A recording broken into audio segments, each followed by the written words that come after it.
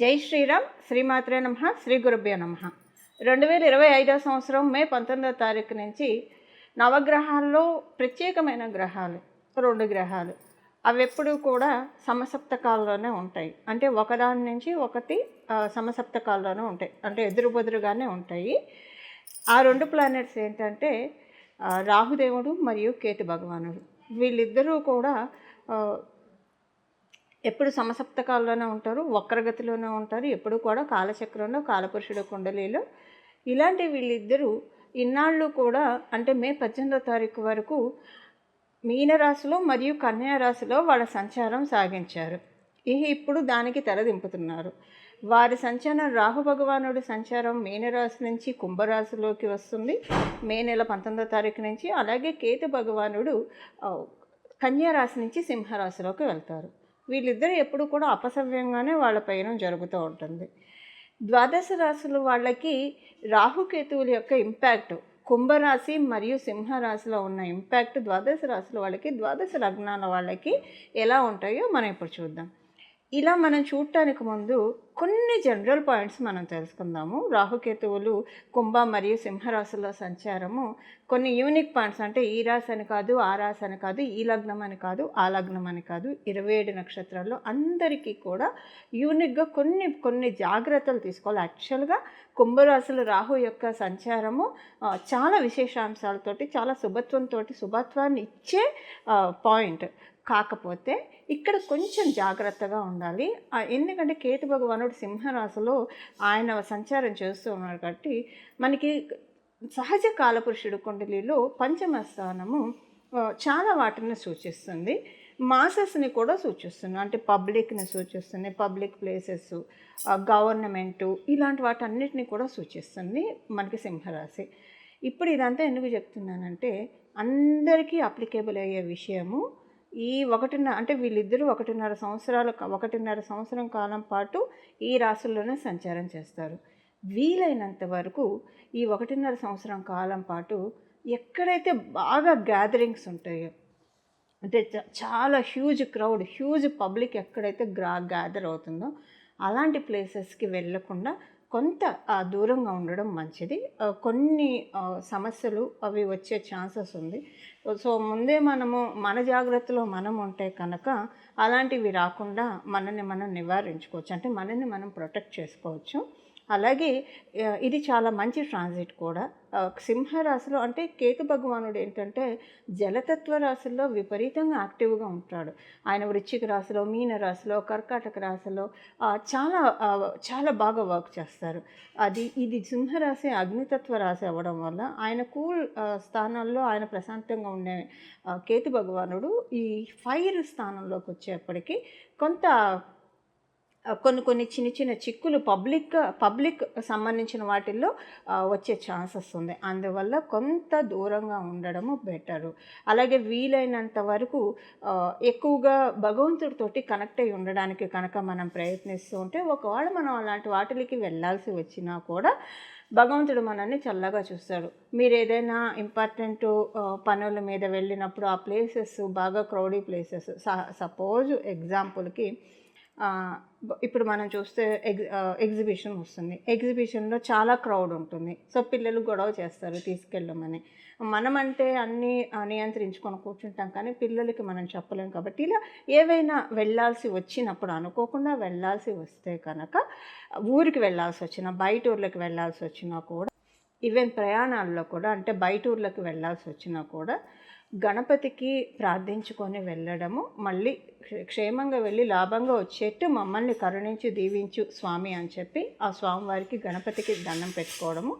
అలాగే దాంతోపాటు మీరు మీ ఇంటి దగ్గర ఉన్న మీ గ్రామదేవత మీకు తెలిసి ఉంటే కనుక గ్రామదేవతకి దండం పెట్టుకోండి. తల్లి, మేము ఇలా ఈ పని మీద ఊరికి వెళ్తున్నాము, మేము తిరిగి వచ్చాము, మేము క్షేమంగా వెళ్ళి లాభంగా వచ్చేట్టు మమ్మల్ని అనుగ్రహించు అని చెప్పి ఒక్క నమస్కారం చేసుకొని వెళ్తే, ఎప్పుడైనా సరే గ్రామదేవతని, కులదేవతల్ని మరియు ఇంటి ఇలవేల్పుల్ని మనం ఎప్పుడు పూజిస్తూ ఉండాలి.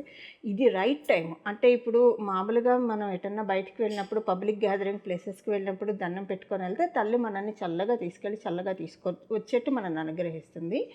దానితో పాటుగా మామూలుగా కూడా కేతు భగవానుడు పంచమ స్థానంలో ఉండడం వల్ల మన వంశపారంపర్యంగా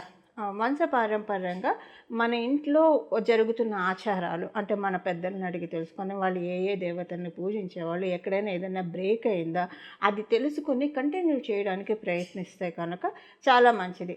అసలు ఇలా ఏం మాకు తెలియదు అని అంటే గ్రామదేవతకి అలాగే ఇలవేలుపుకి ప్రతిరోజు కూడా దండం పెట్టుకోవడము వీలున్నప్పుడు. ఉదాహరణకి మీ ఇలవేలుపు సుబ్రహ్మణ్య స్వామి వారే అనుకోండి, ఉదాహరణకి మంగళవారం సుబ్రహ్మణ్య స్వామి వారి ఆలయానికి వెళ్ళి రావడము. ఇదంతా ఎందుకు చెప్తున్నానంటే కేతు భగవానుడు పంచమ స్థానంలో మంచి రిజల్ట్స్ మనందరికీ ఇవ్వాలంటే కనుక చాలా మంచి రిజల్ట్స్ ఆయన ఇవ్వగలుగుతాడు. కానీ దానికి మనము ఒక పిటిషన్ పెట్టుకోవాలి ఆయన దగ్గర. పిటిషన్ పెట్టుకుంటేనే దాన్ని ఆయన ఆమోదిస్తాడు. ఆయనకి పిటిషన్ మనం డైరెక్ట్గా ఇవ్వలేము. ఆయనకి పిటిషన్ ఇవ్వాలంటే మన ఇంటి గ్రామదేవతని, మన ఇంటి ఇలవేల్పుని, అలాగే గణపతి స్వామి వారికి, కులదేవతకి దండం పెట్టుకోవడం వల్ల వీళ్ళకి ఏంటంటే కేతు భగవానుడు ఇలాంటి గాడ్స్ అందరినీ సూచిస్తాడు. ఆయన అప్పీజ్ అవుతాడు. అలాగే గణపతి కేతు భగవానుడికి అధిదైవం. సో మనకి ఎలాగైనా చెప్పక్కర్లేదు, ప్రతి పూజకి గణపతికి అగ్రతాంబూలం ఇస్తాం కాబట్టి గణపతి పూజ, గణపతి ప్రార్థన చేసుకుంటే చాలా మంచిది. ఇలా చేయడం వల్ల మీకు ఎవరికైనా మీ గ్రామదేవత తెలియకపోతే ఇంటి దగ్గర ఏదో ఒక గ్రామదేవత ఆలయం అయితే ఖచ్చితంగా ఉంటుంది. అక్కడికి వెళ్ళి దండం పెట్టుకోండి. తల్లి మా గ్రామదేవత ఎవరో మాకు తెలియదు, నువ్వే తెలిసేలాగా మాకు చెయ్యి. ఒకవేళ మాకు తెలియదు కాబట్టి మీరందరూ అక్క చెల్లెలే కాబట్టి నీకు నేను నమస్కరిస్తున్నాను. అలాగే నా నమస్కారము మా గ్రామదేవతకి చేరేట్టు నువ్వే మమ్మల్ని కరుణించు తల్లి అని చెప్పి అమ్మవారికి దండం పెట్టుకోవడము. వీలుంటే ఏమైనా సుమంగళి ద్రవ్యాలు అమ్మవారికి సమర్పించి రావడం, ఇలాంటివన్నీ చేస్తే కేతు భగవానుడు చాలా అప్పీజ్ అవుతాడు. ఆయన చాలా ప్రసన్నతను పొందుతాడు. ఇప్పుడు కేతు భగవానుడి ప్రసన్నతను మనం తీసుకుంటే కనుక ఇది చాలా మంచి సమయము. కేతు భగవానుడు పంచమ స్థానంలో ఉంటూ మనకి అందించే బ్లెస్సింగ్స్ని మనం పరిపూర్తిగా తీసుకోవడానికి చాలా మంచి సమయము. ఈ సమయాన్ని మనం ఈ విధంగా సద్వినియోగం చేసుకుందాం. నేను ఇప్పుడు కేతు భగవానుడి యొక్క పరిహారం మాత్రమే చెప్పాను. ఎండ్లో రాహు భగవానుడికి సంబంధించిన పరిహారం ఏం చేసుకోవాలో మనం తెలుసుకుందాము. ఇప్పుడు మీ రాశి వాళ్ళకి ఎలా ఉంటుందో చూద్దాము. వృషభ రాశి వాళ్ళకి ఈ రాహుకేతువుల యొక్క ట్రాన్సిట్ ఎలా ఉంటుంది? గోచారంలో రాహుకేతువులు మీకు దశమ మరియు చతుర్థ స్థానంలో వీళ్ళిద్దరి సంచారం సాగుతుంది. దశమ మరియు చతుర్థ స్థానంలో ఉన్న రాహు భగవానుడు మరియు కేతు భగవానుడి సంచారము మీకు ఎలాంటి ఫలితాలను ఇస్తుంది? అయితే ఇక్కడ ఏంటంటే మనం తెలుసుకోవాల్సిన విషయం మొదటగా మీకు ఏ వింశోత్తరి దశ జరుగుతుందో మీకు ఐడియా ఉంటే కనుక ఈ పాయింట్ మీరు పరిగణనలోకి తీసుకోండి. లేకపోతే మీరు ఇగ్నోర్ చేయండి మీకు తెలియకపోతే.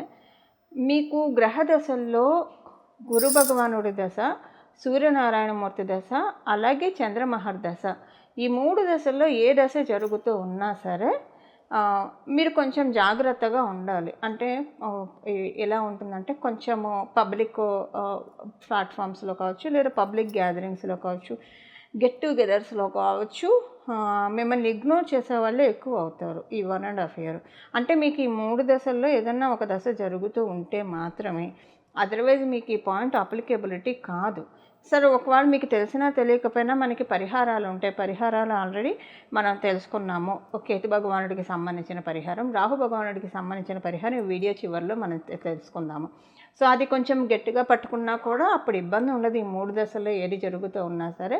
బట్ వీలైనంత వరకు ఆర్గ్యుమెంట్స్కి దూరంగా ఉండండి. వీలైనంత వరకు అంటే ఈ 3 దశలు జరుగుతూ ఉంటే మాత్రమే సుమి, అదర్వైజ్ ఈ పాయింట్ అప్లికేబిలిటీ ఉండదు ఇంకే దశ జరుగుతూ ఉన్నా. అప్పుడు ఏంటంటే కొంచెం ఇన్సల్ట్స్ అవుతాయి అంతే. ఇన్సల్ట్స్ ఏంటంటే కొంచెం ఏంటిది, ఏం మాట్లాడినా ఇలాగ ఉంటున్నారు, ఎందుకు ఇలా అయిపోతున్నారు జనాలు, మీకు అర్థం కాదనమాట. నిజంగా తప్పేంటి, తప్పు అవతల వాళ్ళల్లో ఉందా మనలో ఉందా, ఇలా రకరకాల ఐడియాలజీలు బ్రెయిన్ని అటాక్ చేస్తూ ఉంటాయి. అందుకని ఇదొక్క విషయంలో కొంచెం జాగ్రత్తగా ఉండండి. ఈ 3 దశలు జరిగే వాళ్ళు మాత్రమే, జరగని వాళ్ళకి ఈ పాయింట్స్ అప్లికేబిలిటీ లేదు. ఇప్పుడు దశమ స్థానంలో ఉన్న రాహు భగవానుడు మీరు ఎవరైనా ఫారెన్కి వెళ్ళి ఉద్యోగం చేయాలి అనే ప్రయత్నాలు చేస్తూ ఉంటే దానికి మంచి స్కోప్‌ని ఇస్తున్నాడు. ఆల్రెడీ మీరు ఫారెన్‌లో ఉన్నారు అనుకోండి. మీరు వృషభ రాశి, వృషభ లగ్నంలో పుట్టారు. మీరు ఫారెన్‌లో ఉన్నారు. అప్పుడు కూడా మీకు చాలా మంచి ఫలితాన్ని రాహు భగవానుడు మీకు ప్రసాదిస్తూ ఉన్నాడు. ఉద్యోగంలో గ్రోత్‌ని ఇది మీకు ప్రసాదిస్తూ ఉన్నాడు. ఉదాహరణకి ఇప్పుడు ఎవరైనా ఇండియాలో ఉన్నవాళ్ళు ఫారెన్ వెళ్ళాలని ప్రయత్నిస్తూ ఉన్నా కూడా చాలా బాగా ఉంది. మంచి ఫలితాన్ని మీకు ప్రసాదిస్తూ ఉన్నాడు. విదేశాలకు వెళ్ళాలని ప్రయత్నిస్తూ ఉంటే కనుక మీ ప్రయత్నాలు సఫలీకృతం అవుతాయి. ఉద్యోగస్తులకి మంచి గ్రోత్‌నైతే రాహు భగవానుడు ఇప్పుడు ప్రసాదిస్తూ ఉన్నాడు. మంచి గ్రోత్‌ని ప్రసాదిస్తూ ఉన్నాడు రాహు భగవానుడు. ధైర్యాన్ని, స్థైర్యాన్ని మీకు వర్క్ ప్లేస్‌లో మీకు ప్రసాదిస్తూ ఉన్నాడు. కొంచెం థైరాయిడ్ రిలేటెడ్ ఇష్యూస్ రావడానికి వృషభ రాశి, వృషభ లగ్నంలో పుట్టిన వాళ్ళకి కొంత ఆస్కారం ఉంది. ఈ విషయంలో కొంచెం జాగ్రత్తగా ఉండండి. అలాగే మీరేమన్నా గృహ ప్రయత్నాలు చేస్తూ ఉంటే, స్వగృహ ప్రయత్నాలు చేస్తూ ఉంటే కొంచెం అవి పోస్ట్‌పోన్ అవుతూ ఉంటాయి. ఇది కొంత ఇబ్బంది పెడుతూ ఉంటుంది. మీ మనసుని కొంత కలవర పెడుతూ ఉంటుంది. ఏదన్నా మీరు కొనాలన్నా, అమ్మాలన్నా అది కొంచెం మీకు ఇబ్బందిగా ఉంటుంది. ఉదాహరణకి మీరు కనుక ఇల్లు ఆల్రెడీ కొనుక్కున్నారు. సో, అప్పుడు మీకు ఈ పాయింట్ అప్లికేబిలిటీ ఉండదు. బట్ మీరు అక్కడ ఉండాలా, వేరే చోటకి వెళ్ళాలా, ఇలాంటి ఆలోచనలు మీకొస్తాయి. మీరు సొంత ఇంట్లో ఉన్నా సరే, ఇక్కడ ఉండడం కరెక్టేనా, వేరే చోటికి వెళ్ళాల్సిన సిచ్యువేషన్స్ ఉద్యోగరీత్యా కావచ్చు, వ్యాపార రీత్యా కావచ్చు, లేదా పిల్లల చదువు రీత్యా కావచ్చు, ఇలా వెళ్ళడానికి లేదా ఒక్కొక్కసారి మీకు అనిపించవచ్చు.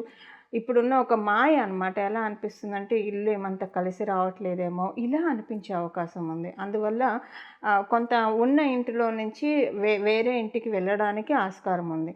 ఆల్రెడీ మీరు కనుక అద్దింట్లో ఉంటే హౌస్ చేంజ్‌కి, గృహ మార్పుకి ఛాన్సెస్ కనిపిస్తూ ఉన్నాయి ఇప్పుడు. మీరు సొంత ఇల్లు కనుక ఈఎంఐ బేసిస్‌లో తీసుకొని ఉంటే టెన్షన్ ఉంటుంది. ప్రతి నెల టెన్షన్‌తోనే కడతారు. కట్టడం అయితే సక్సెస్‌ఫుల్‌గా కడతారు. బట్ ఏ నెల కూడా టెన్షన్ ఫుల్‌గానే కడతారు కానండి, టెన్షన్ లేకుండా ఫ్రీ ఆఫ్ మైండ్‌తో అయితే కట్టరు. ఇది ఒక రకంగా మంచిదే. ఈ 1½ ఇయర్ ఆయన ఎందుకు ఇలా చేస్తాడంటే, తర్వాత రిమైనింగ్ 10 ఇయర్ అంతా మీరు ప్రశాంతంగా కట్టడానికి, అసలు మీకు లోన్ ఉన్నది అన్న మాటే మర్చిపోయి ప్రశాంతంగా కట్టడానికి ఆయన మీకు అనుమతి ఇవ్వాలి కాబట్టి ఒకటేసారి ఇది మొత్తం తీసేస్తూ ఉన్నాడనమాట. ఈ టెన్షన్ అంతా తీసేస్తూ ఉన్నాడు. ఎందుకంటే మీకు 4th హౌస్‌లో ఉన్నాడు. 5th హౌస్ సహజ కాలపురుషుడు కుండలిలో నుంచి. అందువల్ల కొంచెం లోన్‌కి సంబంధించిన ఒక ఇంటి లోన్ అనే కాదు, ఏ లోన్స్ ఉన్నా కూడా ఇదే టెన్షన్ ఉంటుంది మీకు. ఈ టెన్షన్ ఇచ్చేసేసి అప్పుడే ఇస్తాడు. ఇది మీరు టెన్షన్ అంటే ఈ టెన్షన్ ఏది జరిగినా మన మంచికే. ఈ టెన్షన్ కూడా మంచికే జరుగుతుంది. ఎందుకంటే తర్వాత రిమైనింగ్ పీరియడ్ అంతా బాగుండాలి కదా! అందుకని చెప్పి ఇప్పుడు ఇలా జరుగుతుంది. అంత మాత్రమే ఇది. ఏదైనా మనకి గ్రహదేవతలు మంచి చేయడానికి ఒకవేళ పనిష్మెంట్ ఇచ్చినా కూడా మనకున్న కర్మ ప్రక్షాళన అవుతుంది. వరాల్ని ప్రసాదిస్తే ఎలాగో మనకి సంతోషంగానే ఉంటుంది. సో, అలాంటి క్రమంలోనే ఇవన్నీ చోటు చేసుకుంటాయి మీకు. అలాగే మీకు ఇంకొక విషయం ఏంటంటే కొంత మీ చుట్టూ ఉన్న లేడీస్ తోటి మీరు ఆడవచ్చు, మగవ్వచ్చు. కొంత మీకు అన్‌కండిషనల్ సిచ్యువేషన్స్ ఉంటాయి. అన్‌కండిషనల్ సిచ్యువేషన్స్ వాళ్ళతోటి ఎందుకో మీకు మాట్లాడాలనిపించదు. మీతోటి మీరు బాగా క్లోజ్‌గా ఉన్న వాళ్ళతోటి కావచ్చు, లేదా మీరు డైలీ కలిసే వాళ్ళతోటి కావచ్చు, లేదా ఎవరైనా ఆడవాళ్ళు మీ అసోసియేట్స్‌లో ఉన్న ఆడవాళ్ళతోటి మాక్సిమం అందరని నేను చెప్పను. బట్ కొంతమంది పట్ల బాగా విముఖత వస్తుంది. మీ జన్మజాతకంలో గనక కేతు బలం ఉంటే అసలు చాలామంది స్త్రీల పట్ల ఒక రకంగా చెప్పాలంటే అసలు బంధువుల పట్ల మీరు ఎక్కువగా కలిసే వాళ్ళ పట్ల ఎంత విముఖత వస్తుందంటే, అసలు ఇంట్లో మనంతటా మనమే హాయిగా కూర్చుందాము, ఎవరితోటి కలవద్దు అన్నంత వైరాగ్యంలోకి కేతు భగవానుడు మిమ్మల్ని తీసుకెళ్తున్నాడు. ఎందుకంటే చతుర్థ స్థానంలో ఉన్నాడు కదా! సో, అంటే ఇక్కడేంటంటే మీరు ఇంటికొచ్చిన తర్వాత నుంచి మీరు రోజు ఎవరెవరితో అయితే మాట్లాడుతున్నారు. మీరు వర్క్ ప్లేస్ నుంచి ఇంటికొచ్చిన తర్వాత ఒకవేళ మీరు గృహిణీలు అయితే లేదా ఎవరైనా సరే ఇంట్లో ఉన్నా సరే ఎవరెవరితో అయితే మాట్లాడుతూ ఉంటారో మీరు రెగ్యులర్‌గా వాళ్ళందరితోటి విముఖత వచ్చేస్తుంది. ఎందుకో కొంచెం ఒక ఏహ్యభావంలాగా, అంటే ఏహ్యభావం అంటే లిటరల్‌గా ఏహ్యభావం అని కాదు. మీకు మనసులో అంతే అలా అనిపిస్తుంది. అబ్బా! ఇప్పుడు వీళ్ళతో మాట్లాడాలా, వీళ్ళని కలవాలా, వద్దురా భగవంతుడా అని అనిపిస్తుంది.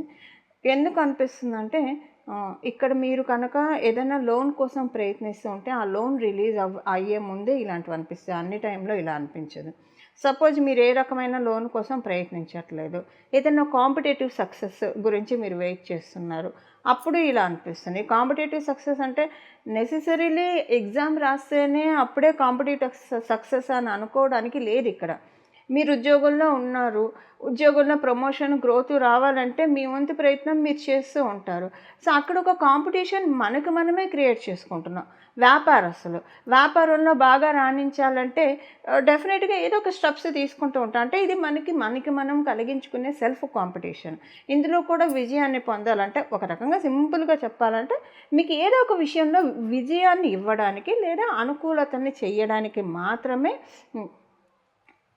మీకు ఏదో ఒక విషయంలో విజయాన్ని ఇవ్వడానికి లేదా అనుకూలతని చేయడానికి మాత్రమే ఇలాంటివి మీకు తటస్థపడతాయి. అంటే ఇలా విముఖత రావడము, మాట్లాడాలనిపించకపోవడము, ఇలాంటివన్నీ అలాంటి గ్రౌండ్స్లోనే, అలాంటి పారామీటర్స్లోనే అనిపిస్తాయి. ఇంకా రిమైనింగ్ అంతా బాగుంది, రాహు భగవానుడు మంచి ఫలితాన్ని ప్రసాదిస్తున్నాడు, ఎటొచ్చి కొంచెం కేతు భగవానుడే టెస్టింగ్స్ ఇస్తూ ఉన్నారు. దానికి మనం ఏం పరిహారం చేసుకోవాలో కూడా మొదట మనం తెలుసుకున్నాము. ఇప్పుడు రాహు భగవానుడు గురించి ఏం పరిహారం చేయాలో ఇప్పుడు మనం తెలుసుకుందాం. సహజంగా కుంభరాశిలో ఉన్న రాహు భగవానుడు అందరికీ మంచిగా చేస్తాడు. ఆయన ప్రశాంతంగా ఆయన ఇంటికి వచ్చాడు, చాలా హ్యాపీగా ఉన్నాడు ఆయన. సో అందరికీ మంచిగా చేస్తాడు.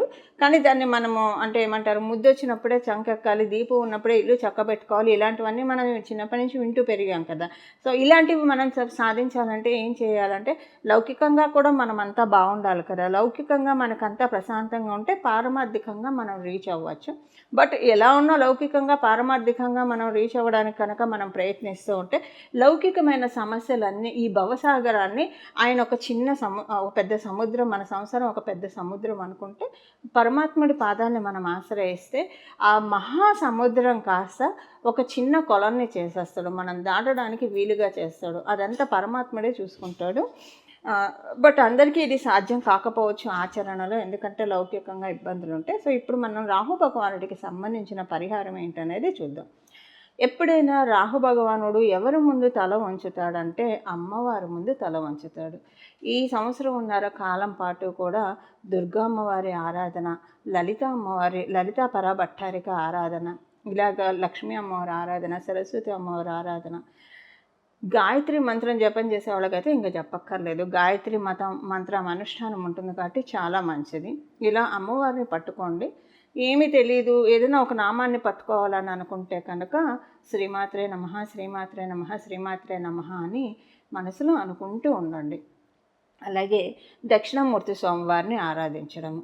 శ్రీ గురు దక్షిణామూర్తయే నమః, శ్రీ గురు దక్షిణామూర్తయే నమః, శ్రీ గురు దక్షిణామూర్తయే నమః, శ్రీ గురు దక్షిణామూర్తయే నమః, శ్రీ గురు దక్షిణామూర్తయే నమః, శ్రీ గురు దక్షిణామూర్తయే నమః.